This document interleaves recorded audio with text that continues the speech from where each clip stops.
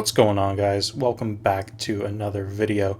Today we are going to be looking at the Compaq Armada M300.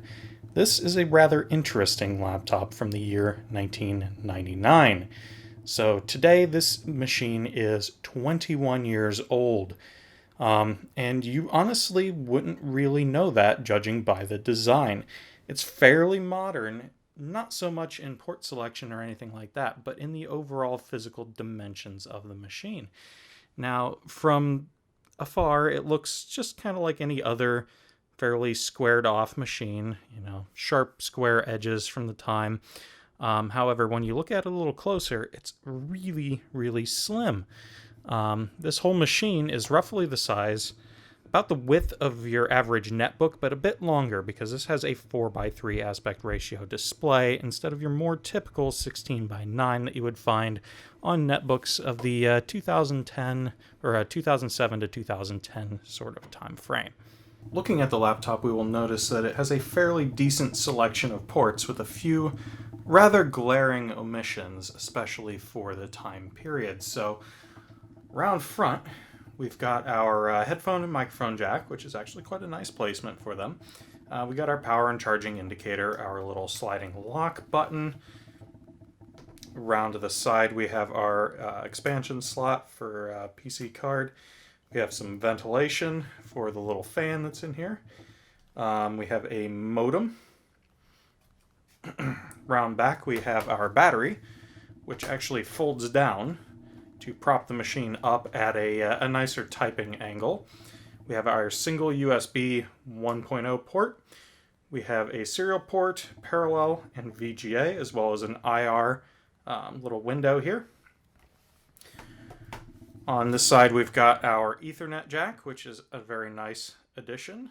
This was a business machine, however, or after all, so definitely no surprise to see there. We have our power jack for the charger, and we have a reset slider, which is a rather interesting little placement there.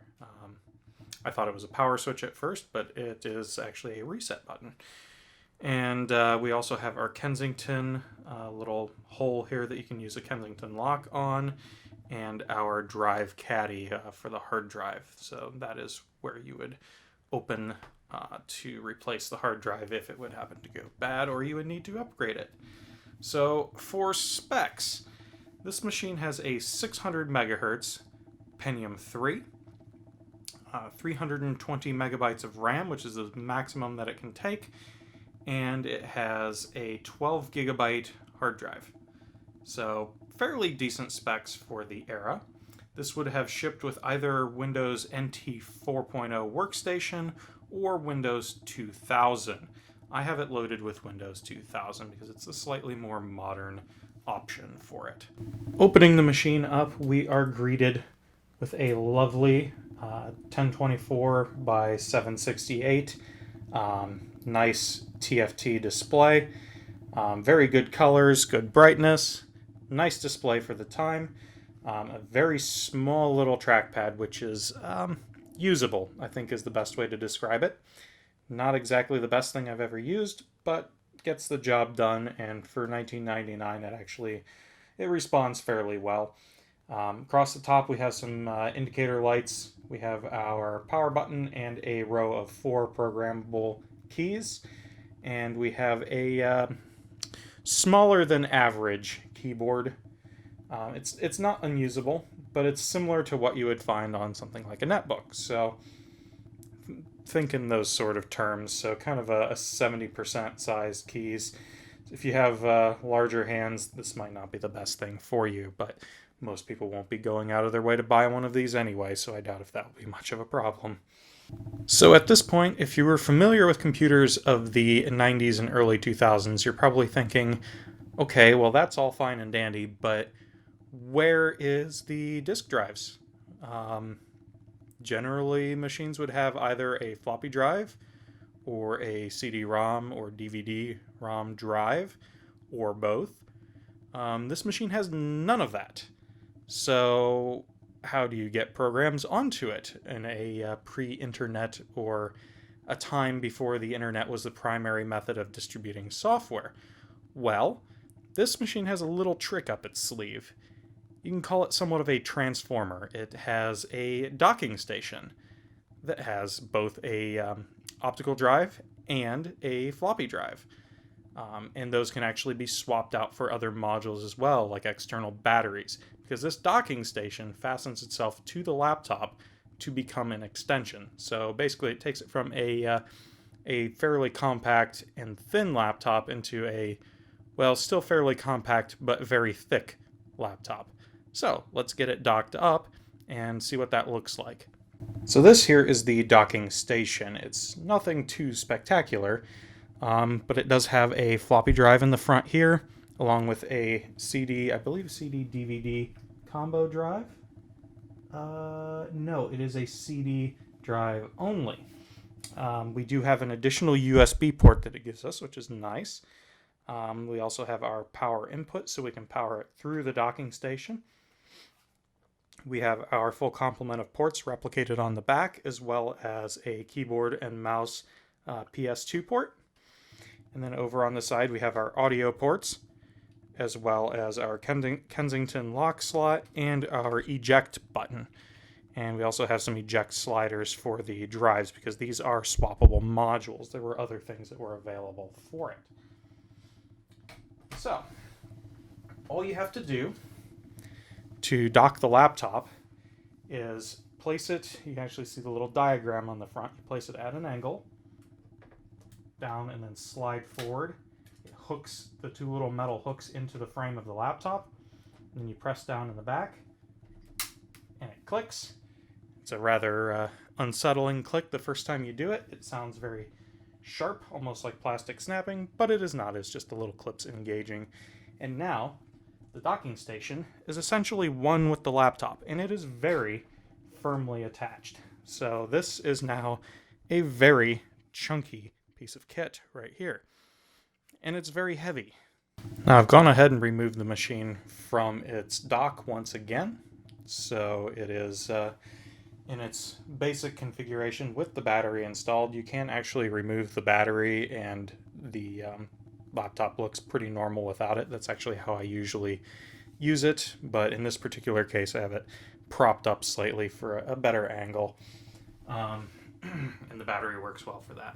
Unfortunately, the battery on this machine is completely dead, so yeah, I'm a little leery of leaving a dead battery in a machine and essentially having it trying to charge it all of the time. So usually I take it out. But for the purposes of this demonstration, here we go. So if you're familiar with Windows 2000, this is going to be nothing new whatsoever. Just going to adjust the screen so you can see it as best as possible. Probably also noticed that this machine is in fantastic cosmetic condition. It's basically new as far as I can tell. So I was pretty happy to have picked it up for as inexpensively as I did. So makes an excellent new addition to the collection. So yeah, you can already tell that the screen on this laptop for its age is quite good. You can also hear that fan ramping up in there. It does every time it boots up. And the hard drive is quite loud. I don't know if you can hear it on the camera or not, but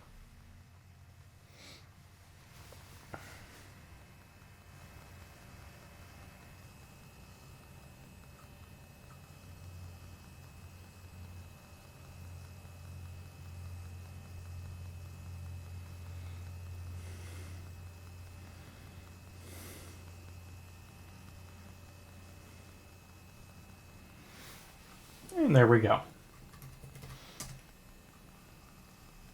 And it's complaining about the time being invalid, because yes, the BIOS battery is dead on this.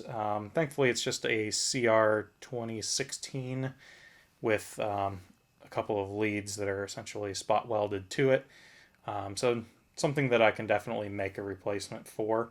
I think you can buy them as well, but for as much as I saw them going for on eBay, I think they're like $14 or $15. I'm just going to grab a watch battery. I believe I have some actually right here. I've got some Panasonic CR 2016s. I will just use one of these and attach some leads to it.